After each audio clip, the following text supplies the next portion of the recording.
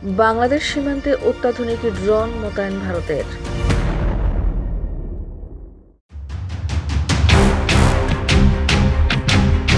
বাংলাদেশ সীমান্তে নিরাপত্তা কৌশল হিসেবে অত্যাধুনিক ড্রোন মোতায়েন করেছে ভারত।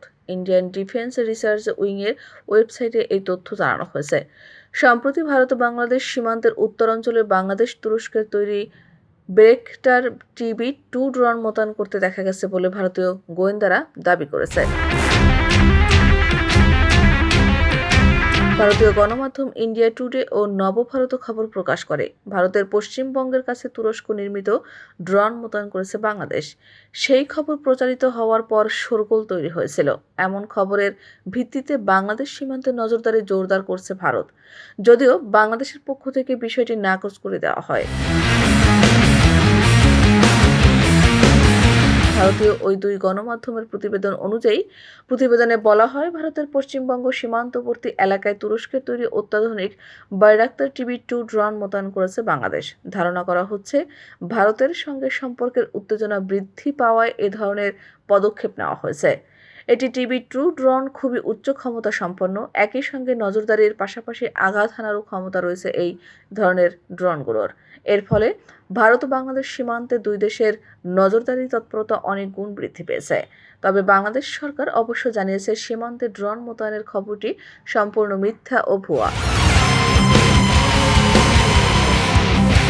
বাংলাদেশের প্রতিরক্ষা মন্ত্রণালয়ের এক মুখপাত্র জানিয়েছেন, বাংলাদেশ রুটিন কার্যক্রমের বাইরে দেশের কোনো এলাকায় কোনো ড্রোন মোতায়েন করেনি। তবে সীমান্তে নজরদারি ও গোয়েন্দা তথ্য সংগ্রহ বৃদ্ধি করার লক্ষ্যে ড্রোন মোতায়েনের ছাড়াও অত্যাধুনিক নানা প্রযুক্তি ব্যবহার করছে ভারত। সীমান্ত দিয়ে অনুপ্রবেশ, চোরাচালান মোকাবিলা করার জন্য বিশেষ সতর্কতা নিয়েছে সীমান্তরক্ষী বাহিনী BSF। জানা গেছে, নিরাপত্তার প্রশ্নে সব ধরনের চ্যালেঞ্জের মোকাবিলায় BSF অ্যান্টি ড্রোন সিস্টেম ও রাডারের ক্ষমতা বৃদ্ধির উপর জোর দিয়েছে। উল্লেখ্য, বাইরাক্তার TB2 ড্রোনগুলো নজরদারি এবং নির্ভুল আঘাত হানার সক্ষমতার জন্য পরিচালনা করা হয়। এই ধরনের মাঝারি উচ্চতার দীর্ঘ সহনশীল ড্রোন বুদ্ধিমত্তা, নজরদারি এবং অনুসন্ধান পরিচালনার জন্য ব্যবহৃত হয়। ড্রোনটি সশস্ত্র আক্রমণ মিশনও বহন করতে সক্ষম।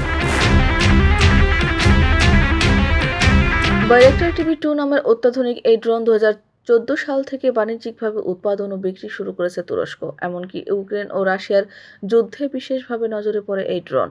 এই ড্রোন ব্যবহার করে রাশিয়ার মস্কোভা যুদ্ধজাহাজ, অস্ত্রাগার, কয়েকটি কমান্ড সেন্টার এবং রুশ লক্ষ্যবস্তুতে সফলভাবে হামলা করেছে ইউক্রেন। অতীতে সিরিয়া ও লিবিয়া যুদ্ধেও এই ড্রোনের ব্যাপক প্রয়োগ দেখা গিয়েছে। চলতি বছরই তুরস্ক থেকে 16টি এই ড্রোন কিনেছিল বাংলাদেশ। 7,600 মিটার উচ্চতায় উঠতে পারে ড্রোনটি। ঘন্টায় 230 কিলোমিটার গতিতে এর সর্বোচ্চ উড়ান ক্ষমতা 300 কিলোমিটার। ওজনে এটি মার্কিন ড্রোন MQ-9 রিপারের তুলনায় 8 ভাগের 1 ভাগ। শুধু তাই নয়, এই ড্রোন আধুনিক ট্যাঙ্ক ধ্বংস করতে সক্ষম, লেজার নির্দিষ্ট ক্ষেপণাস্ত্র বহন ও চালনা করতে পারে। একটি ড্রোনে 4টি ট্যাঙ্ক বিধ্বংসী লেজার নির্দিষ্ট ক্ষেপণাস্ত্র পাঠানো যেতে পারে এবং 150 কেজির ওজন বহন করতে পারে।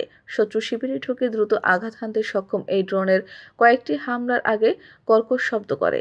এতে শত্রুপক্ষ আচম্বিতে ভয় পেয়ে মনস্তাত্ত্বিকভাবে হকচকিয়ে যায়।